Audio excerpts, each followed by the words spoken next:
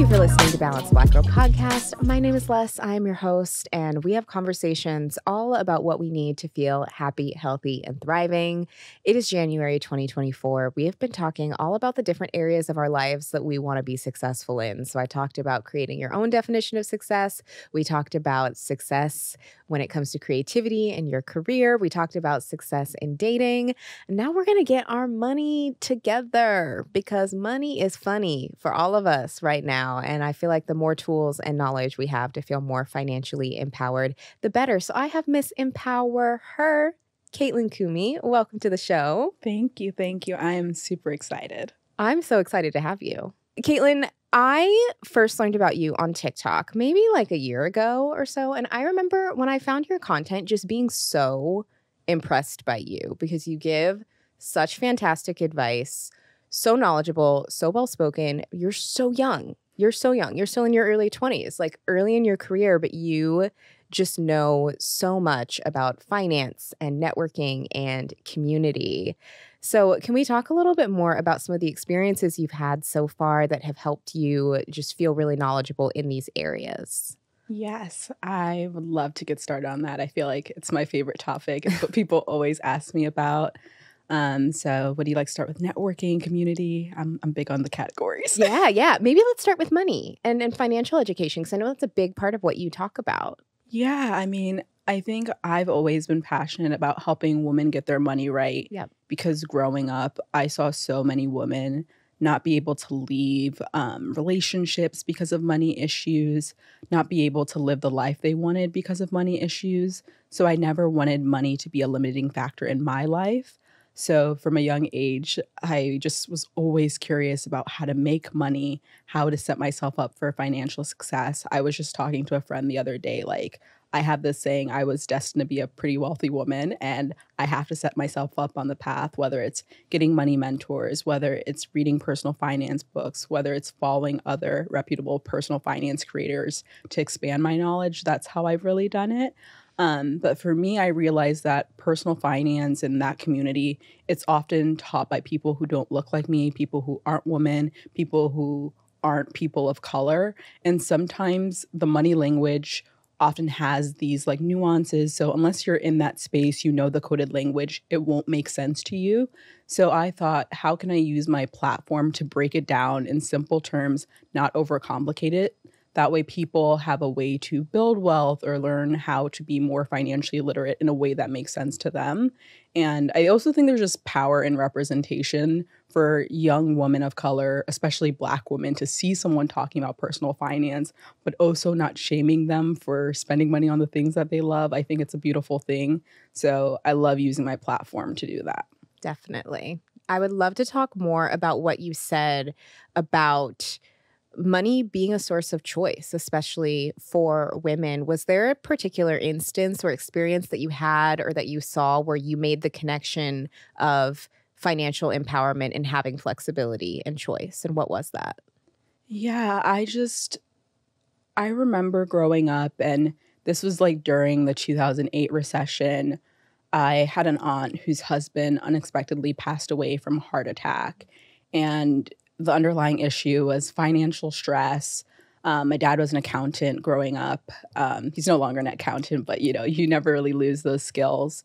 So when he was helping my aunt get her finances together, he realized that she wasn't on any of the accounts. She didn't know anything. And their house was just like going to get foreclosed on. And the kids didn't have a college education fund.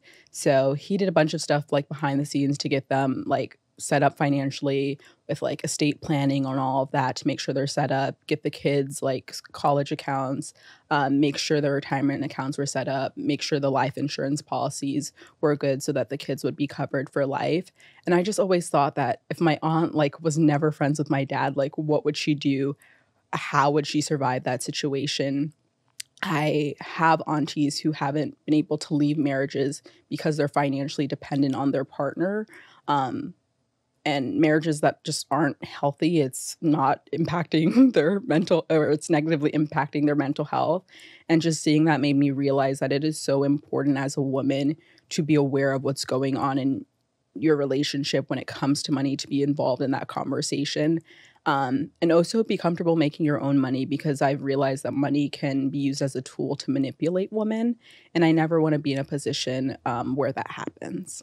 Thank you so much for sharing. And honestly, I could not agree more. And I think we are seeing on social media right now a lot of particularly younger women almost wanting to lean more into that, wanting to be a stay-at-home girlfriend or wanting to be financially taken care of. And I get it. We're all tired. Like, capitalism has us all tired. And I think we have to have that education to understand what it means if we are financially dependent on someone, to always have something of our own, to always have a backup plan no matter what. Not shame anybody who decides to stay at home and do whatever, because people totally can, but to fully understand what that means and to be able to get up and get out if you need to is important for your safety. It is one of the most important things you can do to protect yourself. No, 100%. I mean, for me, I don't believe in shaming anyone for their choices, but I believe in empowering them for their resources and tools. So if you get up and you decide you want to be a stay-at-home girlfriend or a stay-at-home wife, I actually see no issue, but I think you should still be financially literate. So if you choose to be a stay-at-home girlfriend, that means you're taking yourself out of the workforce. Are you prepared for those consequences? If you leave that relationship, what will your job prospects look like from being out of the market for so long? If you're that stay-at-home girlfriend, maybe that's the time for you to pursue an MBA or go back to school and still be a stay-at-home girlfriend and still reap the benefits of someone taking care of you. The money that you save, or if you're given allowance, maybe a portion of that goes towards investing or getting a property for yourself, because you can still reap those benefits. You can rent out the property while you're staying with your partner. I think if you're going to do that, it's just best to be a bit strategic about that. And I would hope that your partner is supportive of you still pursuing those ventures as well, because I still think you need to have a strong financial foundation for yourself. Or if you're a content creator freelancing while you're a stay-at-home girlfriend, again, making sure that you're setting aside a portion of that income to invest and still build wealth for yourself on your own.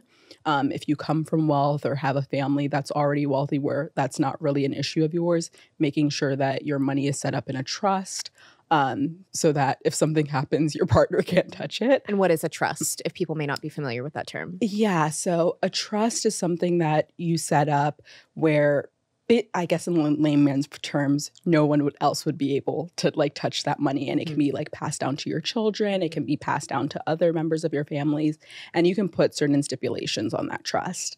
But that's just like it in like layman's. And can any asset go in a trust, or just like cash?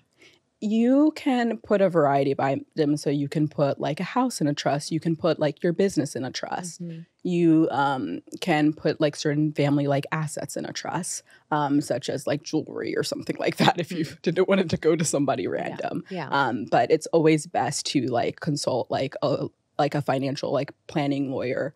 Or estate planning lawyer when it comes to things like that, because Sure. I am definitely not a lawyer For sure. when it comes to that planning. But that's more so when you're headed towards like marriage territory, and you might have some assets you want to protect that you had before going into the marriage, like a business. When it comes to being a stay-at-home wife, something that a lot of women do sometimes is like they'll work into prenups that for X number of kids that they have for that person, they will get a certain amount. If they're married for a certain amount of time, they're entitled to X number of compensation. If their partner does business deals or certain things like that, maybe they take X% of the company, because as that wife, as that partner, you are basically sometimes the house manager. You're making sure that the kids are set up at good schools. You're managing that process so that your partner can go off and like build wealth and build their businesses. So I would just like encourage those women to have those conversations, to see their role as a stay-at-home wife, a stay-at-home girlfriend as really a value add to their partner, and have those healthy conversations.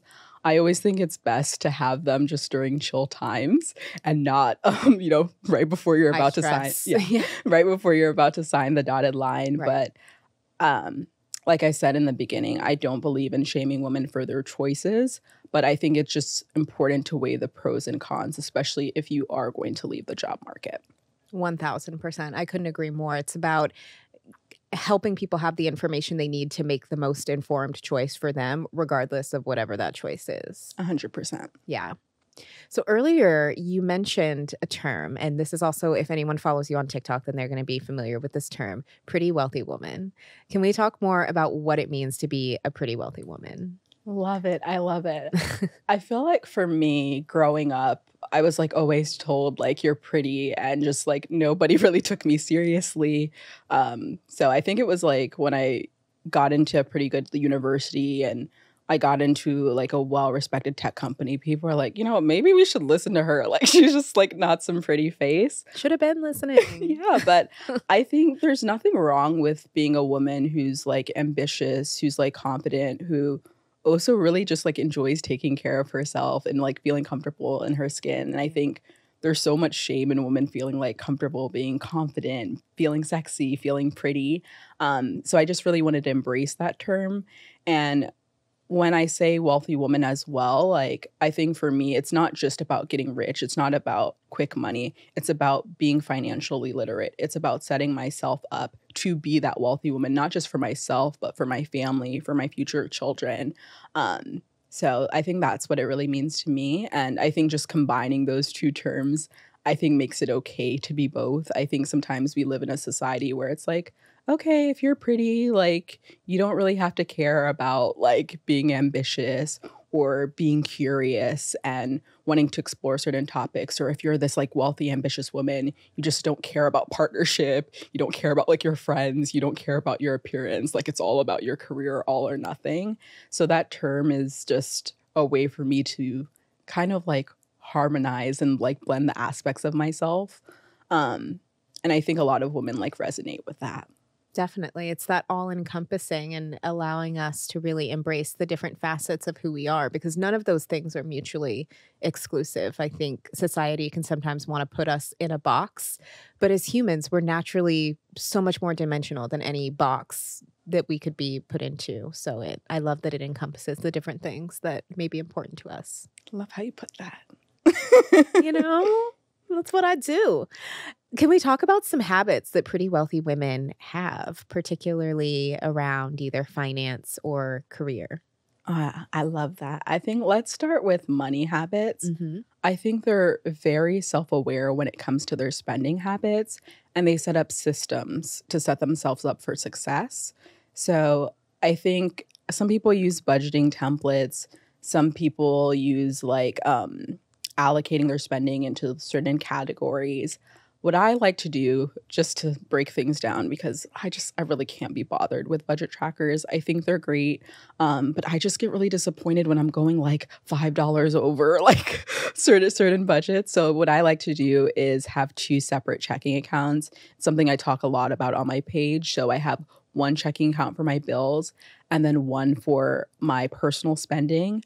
We'll talk about like the other accounts as well, because I have a lot of them, but those are like the foundational ones. So the bills are like for things like your rent, your phone bill, your internet bill, your electricity bill, like things like you just can't afford to like double dip.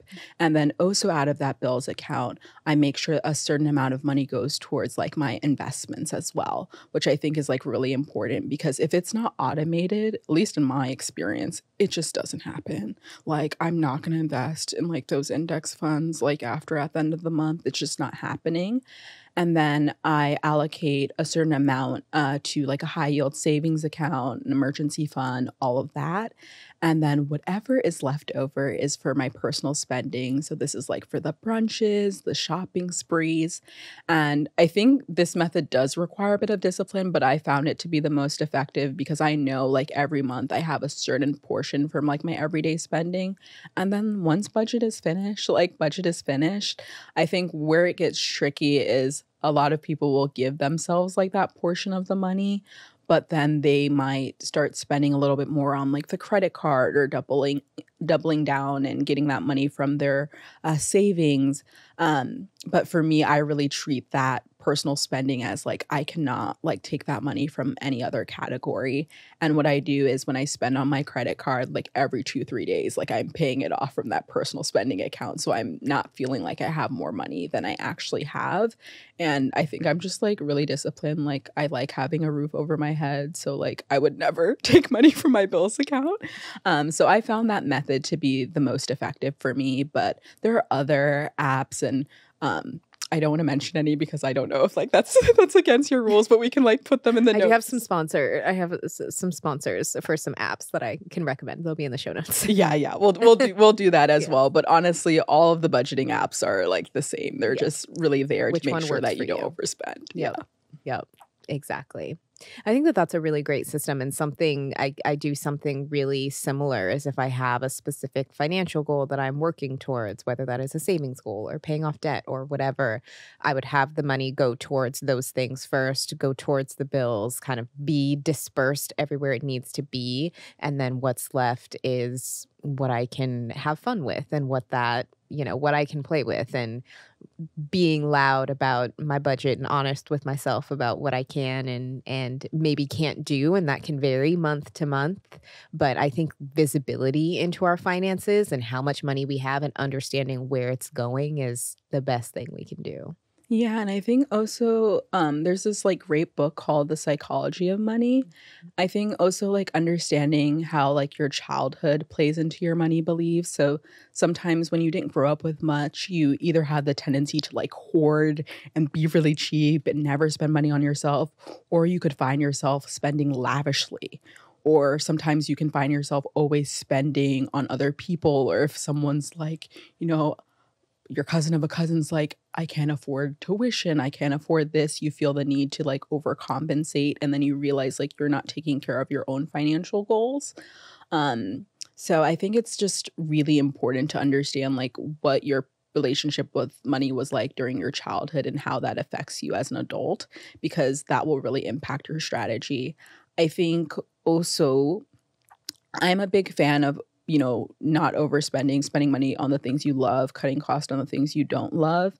I think one of the biggest flaws in the personal finance community is that what a lot of people just can get up and share, like, that's what I do, but there's not enough focus on figuring out how you can build wealth or really understand, especially in the United States, how the tax system works and how you can really like optimize your strategy, your income generating strategy to really like work for you to really build wealth. Because in America, it's really about working smarter, not harder. And if you don't know how to play the game, it's going to be really, really hard. And that's why knowing who to follow, knowing what sources of information are reputable are important. I see a lot of challenges, which are cool, like no spend challenge for a week or only spend $50 for a week. And it's true, like you just shouldn't spend recklessly. But with my content and some other creators out there, I think there needs to be more around how to build wealth, and a step-by-step like playbook of how to do that, a greater understanding of, what are some tax deductions you can take? How can you set up your income strategy so that it's not as dependent on a 9-to-5 and you're able to reap the benefits of having most of your income be tied to equity or stock so that you can reap some of the tax benefits. But that is what's not taught. So I hope with my content to be able to share that information, that unless you grow up with money or you're exposed to certain environments, you won't really know. And I think that's what the girls really need. Oh, absolutely. So let's get into that. Yeah. Can we talk a little bit more about wealth building strategies and just some ways? Okay, if they've got their budget down, maybe they're not spending in any ways that feel super extreme and they want to figure out how to make their money work for them. What are some of the initial steps they should take? Yes. So don't get me wrong. High yield savings accounts are great. But you need to run the numbers. So even right now, like the rates are like quite high, 4%, 5%.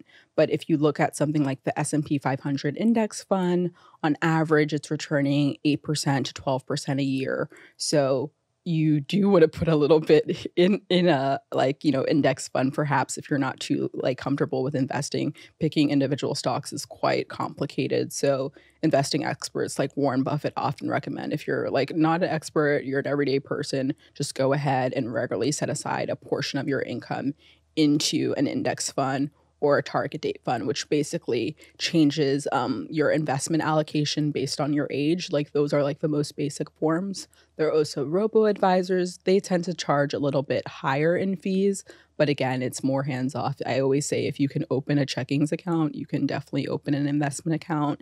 And if you're still feeling intimidated, a lot of people don't know, you can just call your bank. Like they'll do it step by step with you. Make sure that it's set up on auto pay. So when you really take that approach, there are no excuses. Of course, I'm not a financial advisor, so this is not like financial advice. There are risks with investments. Yeah. Like I want to make that disclosure, but that is like the general like best practice. Absolutely. Yes.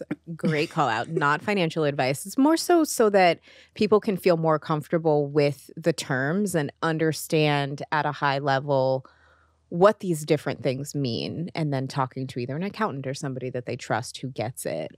And so when we talk about investing, I would also love to talk a little bit more about investment accounts, because I think for people who are new to investing, that can be kind of confusing, where they say, okay, put money in the S&P 500. What does that mean? I don't even have an investment account. Or maybe I have a 401k through my job, but I haven't actually looked at it. So what are a few maybe beginner investment accounts that you recommend people look into? So when you're looking to open an investment account, you need to ask, can I open a brokerage account? That is the term that you would formally use. When it comes to retirement accounts, so there are 401ks, there are Roth IRAs, and I think there's also like a self-funded one for like independent contract workers, entrepreneurs. I'm forgetting the actual term. The SEP IRA. Thank you. SEP IRA. So you want to make sure you set up one of those. Yes, you are like investing when it comes to retirement, but I always encourage people to invest in other vehicles like outside of your retirement account. Retirement account is so you can retire, but to build wealth, I always encourage like other avenues. Some people choose to pursue real estate. Some people choose to pursue stocks.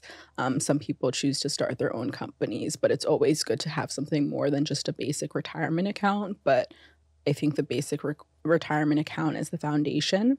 And I think when it comes to retirement accounts, the biggest mistake people make is that they'll open these accounts with their job. They'll send a portion every month, but then they're not actually investing the money in anything. And what most people don't realize is when you send that money each month, you have to tell your money what to do. You have to tell it where to go. So you have to say, I want to invest X percentage in this target date fund for 2065, so I'll have enough money when I retire. You can put 100% in a target date fund, or I want to invest 100% in the S&P 500 index fund, which is basically an index fund. Think about a bunch of like the best companies in the United States. You have a small portion of each of them. That's basically what an index fund is. So I always think about it like going to the grocery shop. Imagine if you're like, okay, like I'm going to the grocery shop, I'm going to spend money, I have all this money, but then you still have the money, but you haven't like picked up the items. So I think it's just really important that when you're setting up the retirement account, I know there's lots of jargon. Me, I get overwhelmed really easily. So I just always encourage people to call their bank, because they have people on there that are paid, they're financial educators. You tell them what your goals are, and they can make sure step by step things are on auto pay and that the money is actually going somewhere. So, you're paying for that service, you're using that bank, make sure you're reaping the benefits. Definitely. Yeah. Really great advice. Something that is also really important too, depending on where people work, is if their company offers them equity and understanding what that means. Yes. And when does it vest, meaning like when do you have access to that money and where is it? And do you want to keep it in your company stock?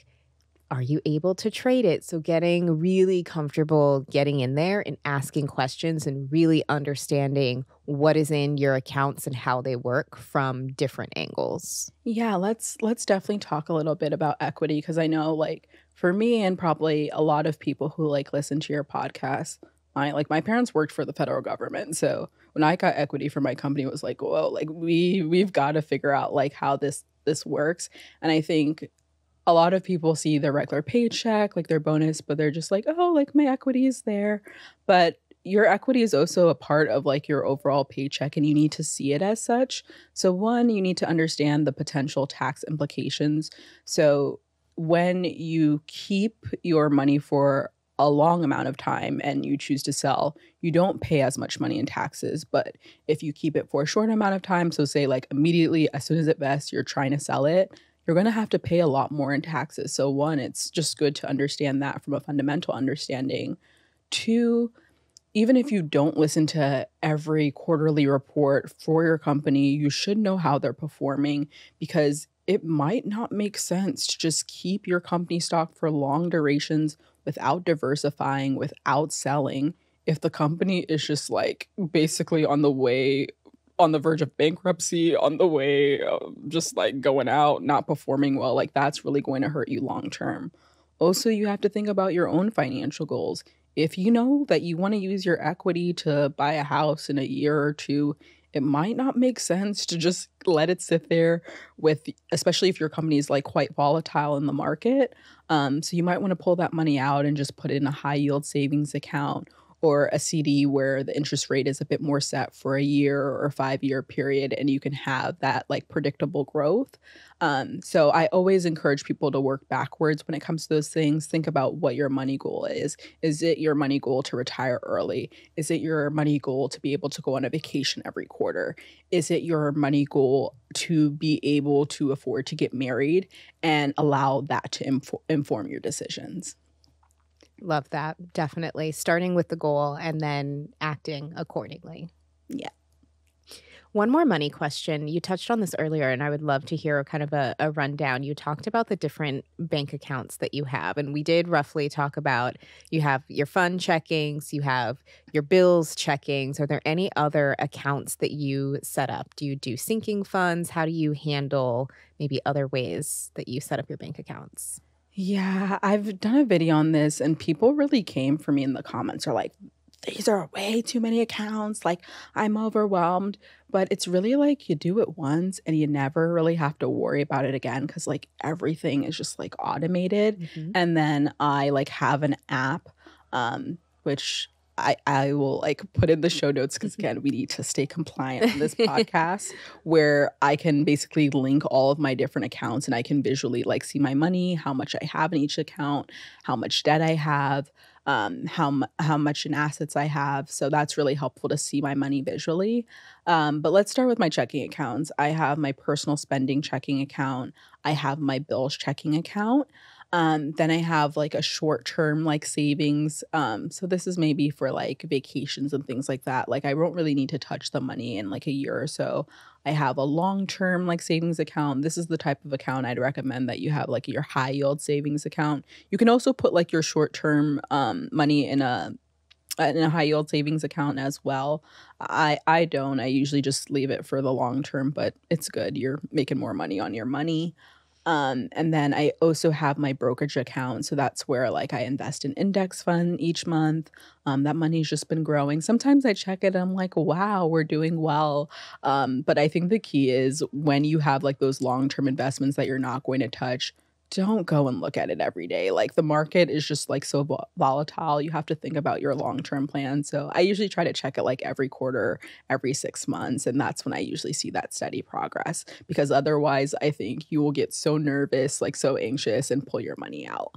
And then one thing I'm testing, and I did this mainly because I wanted to be able to help the girls. I set aside a small amount of money that I put towards my robo-advising account because I wanted to see, like, you know, if I'm going to like encourage the girls who are super overwhelmed to do investing like on their own and who might prefer the robo-advising model, I need to understand how it works. And that's been really cool to see how it turns out. It's probably the easiest. I just set aside money each month, similar to how you would put a bill on auto pay. I put my risk tolerance and then it invests the money on my behalf. And then I just like watch it grow. So that's been really cool. So that's probably what, like 5-6 accounts. But the robo advising is really just for me to test for fun. Yeah. And I think the big takeaway here is we're just sharing things that we've tried that work for us, because sometimes it helps people to have an inspiration or just to hear how other people do things. It's not saying everybody needs to have 6 different accounts. It's options of things that you can do, and then you can take the information and again make the most informed decision for you. And I think sometimes, like if someone's coming for you in the comments, people take information that other people say as you have to do this. We don't ever have to do anything. No, and one I actually forgot to mention is my retirement account, which I don't want anyone to forget to have. Yes. But I think when it comes to like the core accounts and stuff, like I don't think you necessarily need to have both a short-term savings and then like a long-term like savings. Like maybe you just have like the long-term savings and then you're like pretty disciplined with the money that's in your personal spendings. Like, but I know me, I'm like down to the wire. Like I can spend money like it's no problem. So I actually need to have that short-term one. So again, knowing like your money psychology, knowing your habits, that way you can make the best decisions for you.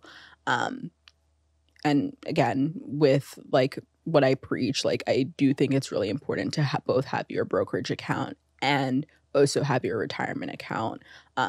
Because I think a lot of people, it's kind of like when people are like, oh, I bought a house. Like a house is not like your investment property. Like you need somewhere to live.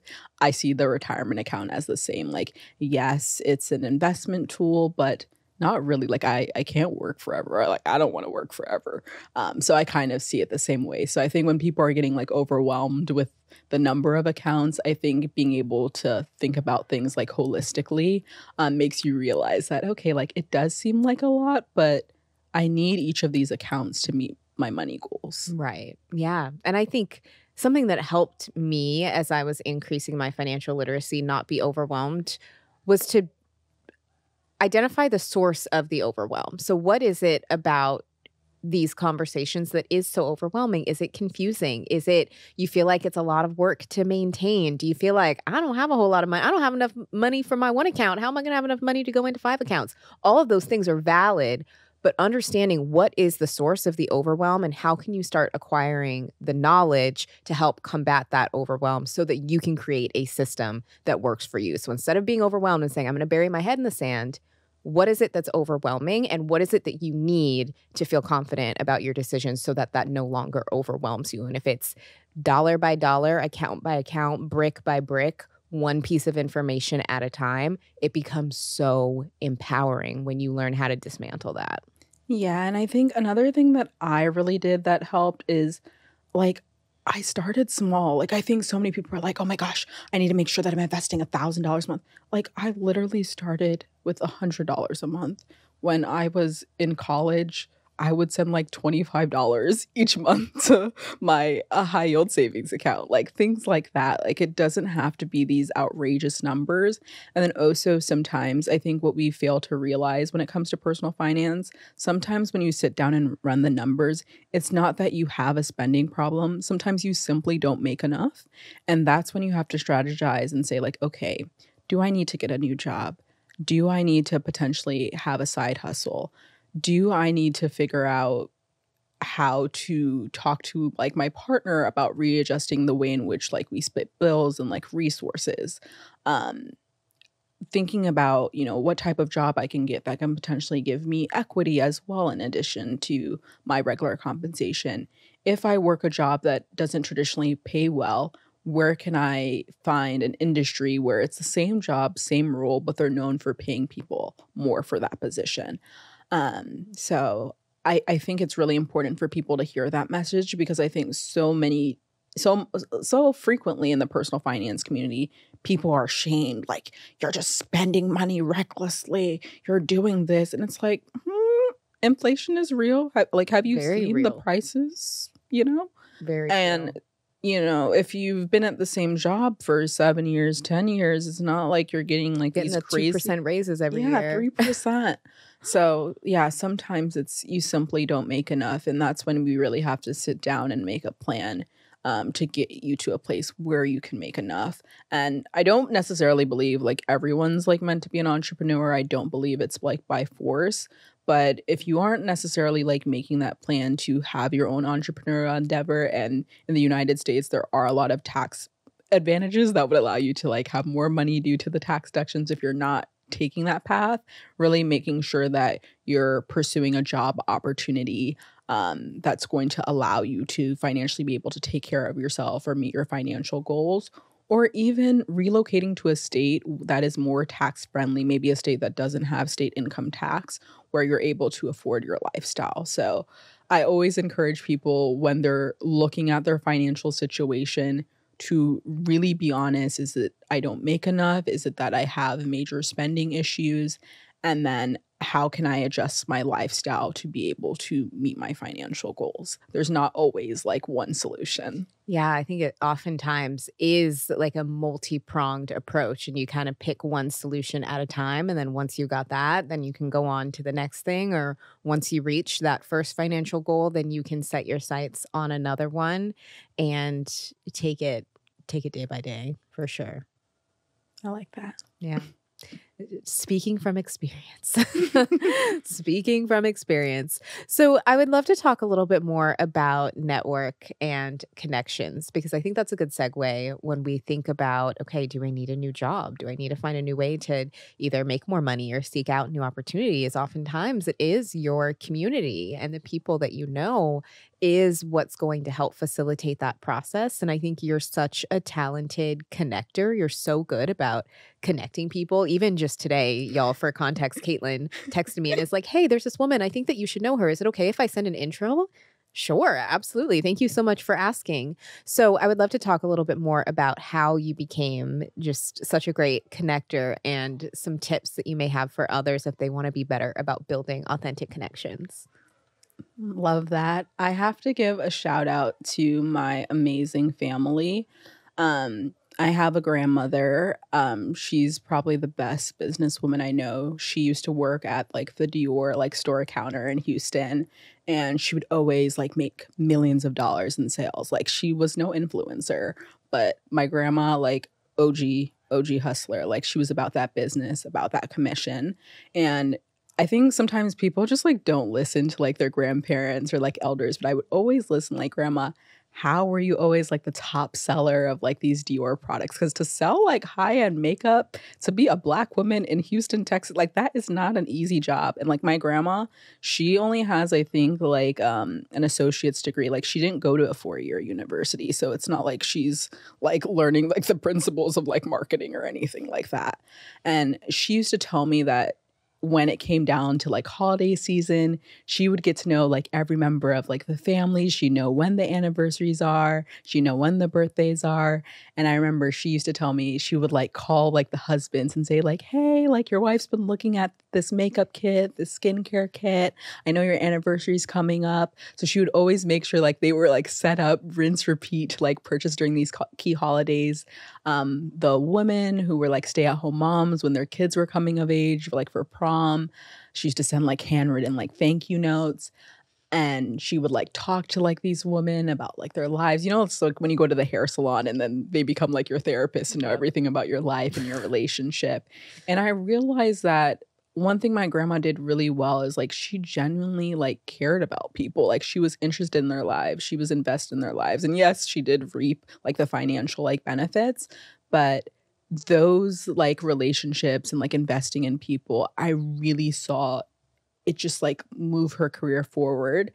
So I think subconsciously, like I always carry those lessons. I think it's in my mom as well. Also, my mom is like someone who's amazing. Like, she's exceptional about reading body language, like understanding people. Like, it's one of my areas of opportunity. I don't really like the term weaknesses. I like areas of opportunity. And she's always like, Caitlyn, like, you really need to study people, like understand why they do what they do. I'm like, but that's a lot of energy. She's like, no, trust me.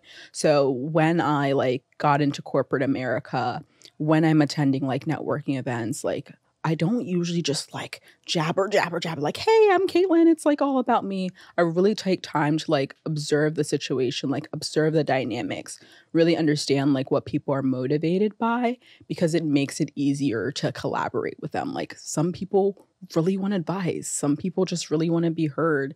And I think being someone who understands that, I think really helps me as I build relationships. Also, too, just whenever I go into relationships, I always think, how can I add value to that person's life? Because it's weird. I believe in good karma. Like, people are always like, how did you get featured in Forbes? Like, how did you get featured in Business Insider? How did you work at this top company? Like, how do you always get these referrals? And for me, when I like approach like connecting with people, like I generally think like, okay, is this someone I want to connect with? Like, if they could just provide me nothing, like, would I still want to connect with this person? Would I still want to learn from this person? Is this someone like I could chat with for like 2 hours and like 4 hours?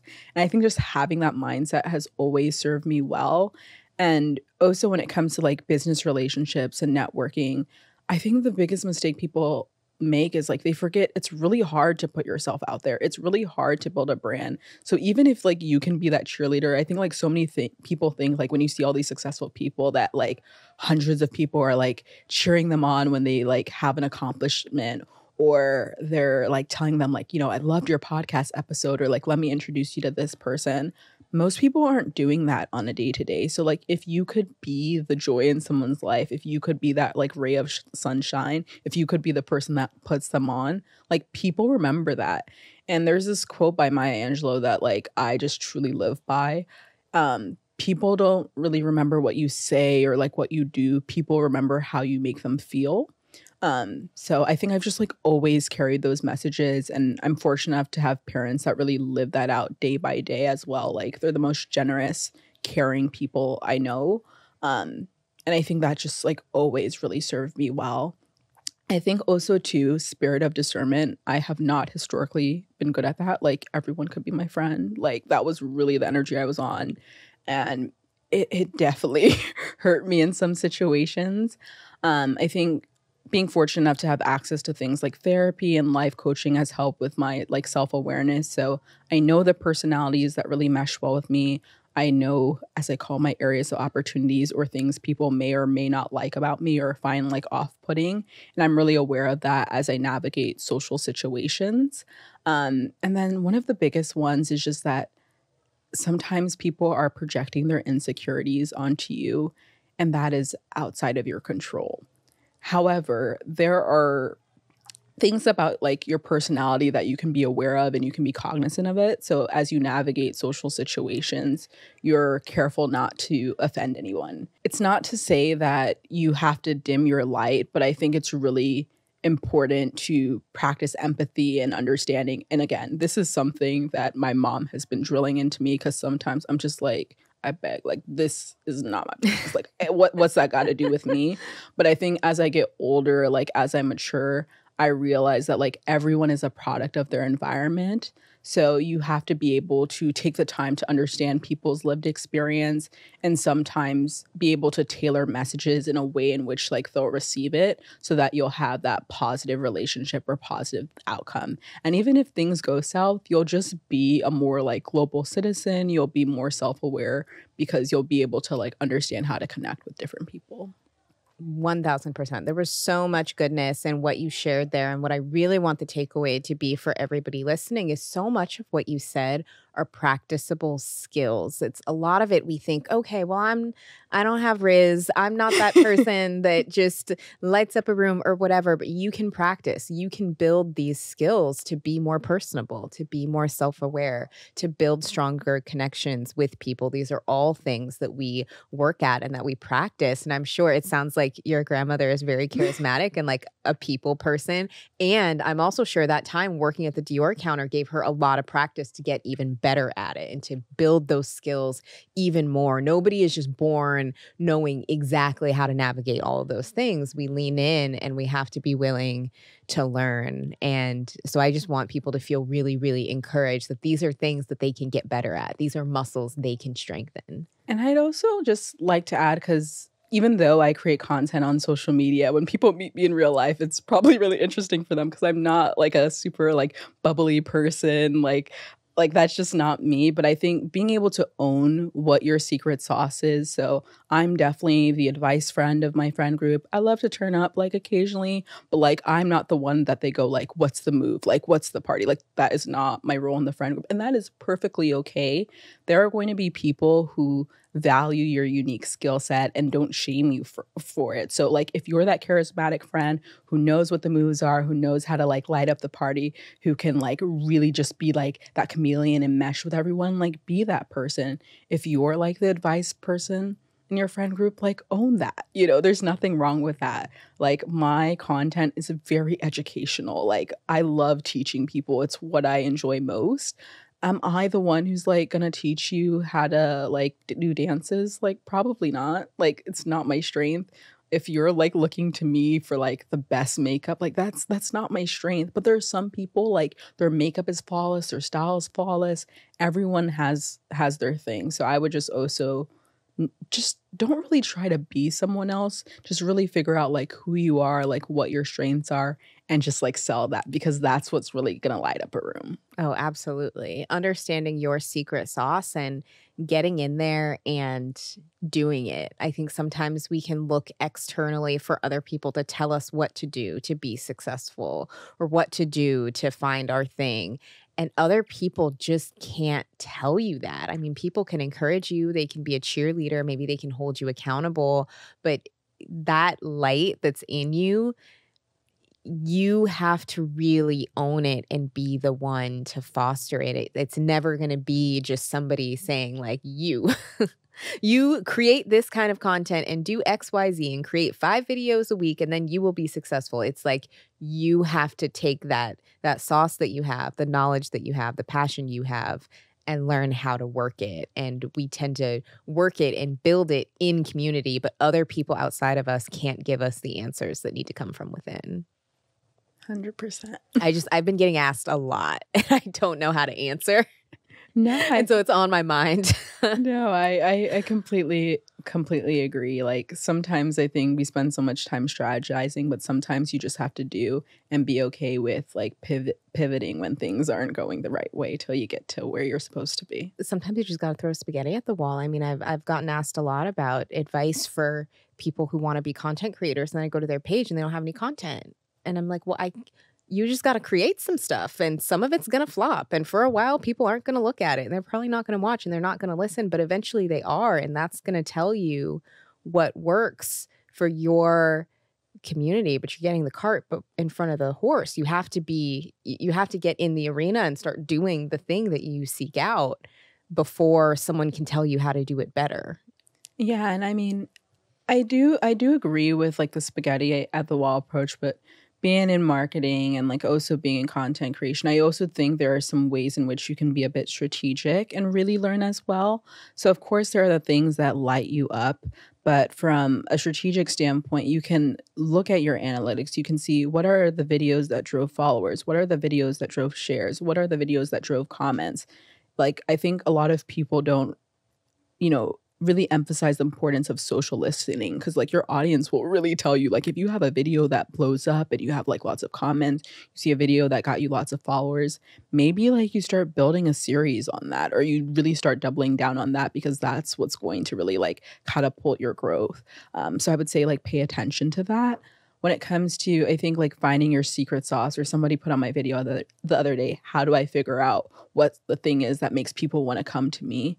on a day-to-day, whether it's at work or with your friends, like what do people ask you about constantly? Like people always ask, oh, how did you get into personal finance content? How do you get into career? Like I truly have no aspirations when it comes to being a career coach and like doing, like I could not, but I love like helping people. I love setting people up for success and creating videos, creating content around that because I'm just naturally really good at that. And people were always asking me for help, was just like my way in. When it comes to personal finance, I just have this strength about being able to break down complex topics and making people feel like it's approachable. And I genuinely love learning about personal finance. So that was like really easy for me. Of course, I do like my lifestyle, like my makeup and my hair and like my fashion content. Not always like my best performing, but it's the things like I love on the day to day. So I use that to make sure that, you know, I don't get drained by just doing personal finance or just doing career content all the time. Absolutely. Totally agree. I think my point is like people have to start. Yeah. You can't look at analytics if you haven't posted anything. You can't get feedback from your audience if you've never posted anything and people can't find you. You know, how many questions I get from people asking how to grow a podcast who haven't started a podcast. Well, you got to start it before you can grow it because you don't have anything to work with. Preach. And it's one of those things that, you know, we have to just be willing to try. I think is the core of so many things. And then take the data we get and then apply it and just keep trying. And probably one of my biggest learnings is nobody who is doing better than you is going to make fun of you or like talk shit about you. The people who will are the ones who aren't trying because they're projecting. But anybody who is where you want to be started where you're at and understands that and empathizes with that. And nobody who you're looking up to will never ever make fun of you for trying. I completely agree. I think so many people are afraid of what others might say, whether it be family or friends. But I think what people fail to realize is that so many people are preoccupied with their own lives, with their kids, with their own relationship problems, with their own work problems, that, you know, they're not overthinking that video you posted 24 minutes ago. Like that's not top of mind. And I think once you realize that people are like watching, but they're not like watching like that closely. And most of the time, if you shift your energy to focus on like the people that are supporting you rather than like the one or two people that might be studying your page for your downfall, like I think you're going to go so much farther. So much farther. It feels better. And I'm a big believer in using that mute button, that block button. If you just feel like someone is watching you and they have that hater energy, mute, block. It's the best thing you can do for yourself because sometimes you feel like, why don't I want to post videos on Instagram? I feel like all my friends and family are watching me. You can mute them. If like seeing them is giving you anxiety, that is perfectly fine. If you're like, I'm worried about my colleagues being on my For You page, you know, just block them. Have an account name with a different alias till you blow up, then change it to your real name. Love that. Love that. And I think even something like that can apply to anything we do. Maybe somebody wants to get their money together and they feel self-conscious about talking about their budget, you know, with their friends or with their family. But anybody who cares about you is going to want you to do well and is going to want to support you in that. Or maybe people are on a wellness journey and they feel self-conscious of like, I'm going to the gym and I don't want to tell people that I am. But the people who really care about you want you to be well and want to support you in that. And if you notice that people aren't supporting, then that lets you know kind of where you stand and can create a little bit of distance if you're really investing in yourself in that way, whether it's social media, career, money. Then you get to control who has access to you in that experience. No, 100%. And I feel like creating accountability systems and accountability buddies is super helpful and making sure that you have like-minded individuals in your corner. And I don't believe you have to drop every family member, every friend, but making sure that, you know, if you have the goal of getting your money right, you maybe want to make sure that you find that friend who's like really good at money and say, hey girl, like I'm trying to get my money right. I want to make sure that we have check-ins like once a week, or I send you a screenshot text saying that, you know, I reached this financial goal. Like I started investing.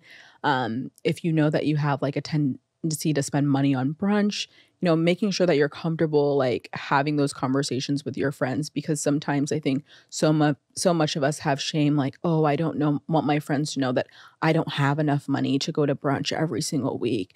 Mind you, they also might be in credit card debt as well. So you guys just having that open, honest conversation is probably going to do more good than harm. But I think the biggest struggle is like so many people, even though we have lots of friends, we have family, we're afraid to be vulnerable in those relationships and be open and honest. I think people want to be perceived as perfect and living like their best life, but it's okay to be on the journey to living your best life, and not having every step of the way figured out on the way there. Oh, yeah. And if you can't be real about your journey with the people closest to you, who can you be real about it with? That part. I mean, exhausting. some of us will, outsource like all the paid professionals. I mean, I also think that's a good way to get started. If you were like, I feel like I don't have friends, I don't have family that I can open up to. I feel like they shame me for my decisions. Sometimes it's good to outsource if you have the financial means to get a life coach, get a financial coach, invest in a business coach, invest in a career coach. And again, it's not to do every single one, but maybe choose one or two like areas to focus on. Sometimes they have like free resources that you can utilize as well. Or as I like to say, have digital mentors. So follow people in that space so that, you're curating your mind, you're curating your environment to set you up for success digitally. But I think those are like some great, easy implementable systems to really help you. Oh, absolutely. And I love the idea of getting help in an area or getting a coach where it will bleed into other areas. Like if you get a financial coach that helps you get your money right, that probably is going to also positively impact your career. Or if you get a fitness coach who's going to help you get your wellness habits together, that's probably going to positively impact your relationships because you have more energy, because you can be more present, because you feel more confident. So a lot of these things, if you just invest in one area, it's going to help you grow in multiple. 100%. Even just like getting your money right can allow you to feel more confident navigating day-to-day life. I know for myself, just having my money right has really allowed me to feel comfortable walking away from certain relationships that just didn't align with my values. I know that going to life coaching has really allowed me to understand which romantic relationships, which friendships are really healthy for me. When it comes to investing in my career and building what I like to call my board of advisors and career coaches and mentors, it's really helped me feel more comfortable navigating corporate America as a young professional and feeling like the next few years of my career, like I really know where I'm going. So yeah, it trickles into so many different areas. It absolutely does. It's all connected. Definitely. Have there been any investments that you've made in yourself where you're like, that had an amazing return? I'm so glad I did that. Yes. I love this question. I love it. But I'm debating between two, but they're both connected. So number one is my woman empowerment brand, Miss EmpowHer. And number two is content creation. So I'll start with content creation. I actually didn't start for like money and brand deals. I started because I'm quite reserved by nature. I don't love public speaking. I never really thought I was like great at it. Most people are like, oh my gosh, you're an amazing public speaker. I'm like, really? So I actually started posting on social media to get more comfortable with public speaking because I do get really nervous. Even to this day, I've been doing it for like 2 years. I still get nervous coming on podcasts. I still get nervous doing public speaking on my TikTok, on my Instagram, on my LinkedIn and stuff like that, and for other speaking engagements. So it was a way just to get more comfortable, to get more confident. And then obviously like that's led to brand deals. That's allowed me to take care of like my family and, bring them into a part of this world. Like got to go on my first brand trip with my mom and sister. And that was just such a special moment. I've been able to like really set myself up for financial success by having like more income, more opportunities, more career opportunities at work and exposure to be put on new teams and really just kind of have that secret sauce at work. So that's been really amazing. When it comes to my woman empowerment brand, that's been just amazing to have something unique. I mean, there are so many people who do like content creation, so many people who work in certain industries, but how many people have a woman empowerment brand? So I think it's just another thing that kind of gives me that X factor and has helped me in so many facets of my career and like my personal life. And I think it's also interesting, like when I go on dates and stuff, I can be like, oh, like I have a woman empowerment brand and I love helping young women. Two, I'm really passionate about mentorship and uplifting the next generation of women. And through my woman empowerment brand, the reason why it's able to be so successful is I have a career development internship program where I bring in interns every like quarter or so, and I have them learn about social media.